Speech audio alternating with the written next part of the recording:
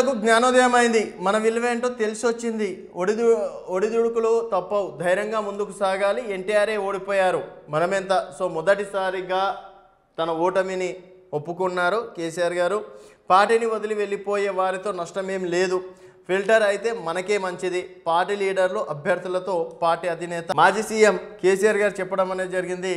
10 ఏళ్ల పాటు అధికారంలో ఉండి ప్రజలకు చేయాల్సినంత చేశాము, అయినా మనకు ప్రతిపక్ష పాత్రనే ఇచ్చారని బీఆర్ఎస్ అధినేత కేసీఆర్ అన్నారు. మనకి వ్యతిరేకంగా ఓటు వేసిన ప్రజలకు ఇప్పటికే జ్ఞానోదయమైందని, మన విలువ ఏంటో తెలిసి వచ్చిందని వ్యాఖ్యానించారు ఇచ్చారు.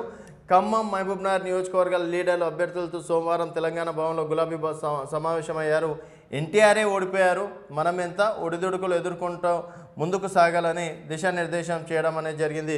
సో లోక్సభ జాబితా రిలీజ్ చేసిన కేసీఆర్ నేడు రేపు మరో 2 సెగ్మెంట్లకు సైతం అని చెప్పేసి కూడా ఇక్కడ చెప్పడం అనేది జరిగింది. సో మొత్తానికి ఎన్టీఆర్ఏ ఓడిపోయారు, మనమెంత అని చెప్పేసి చివరికి అయితే జ్ఞానోదయం అయింది. మరి ప్రజలు ఇప్పటికైతే బీఆర్ఎస్ విలువ తెలిసి వస్తుందని చెప్పేసి వాళ్ళు అంటున్నారు. నిజంగా బీఆర్ఎస్ విలువ, నిజంగా బీఆర్ఎస్ ప్రభుత్వం తెలంగాణ ప్రజలకు ఎంత బాగా చేస్తే మరి ఎంపీ ఎన్నికల్లో ప్రజలు బీఆర్ఎస్ని ఎన్నుకోవాలి.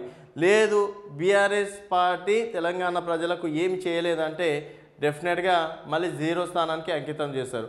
సో అప్పుడు మరి కేసీఆర్ గారి మాటలు ఎంతవరకు నిజం అనేది చూద్దాం. మరి కొన్ని రోజుల్లో ఆల్రెడీ 4 క్యాండిడేట్లను అయితే కన్ఫర్మ్ చేయడం అనేది జరిగింది. 4 మరి ఒక్కరన్నా గెలుస్తారా లేదా అనేది కూడా చూడాల్సిన విషయం.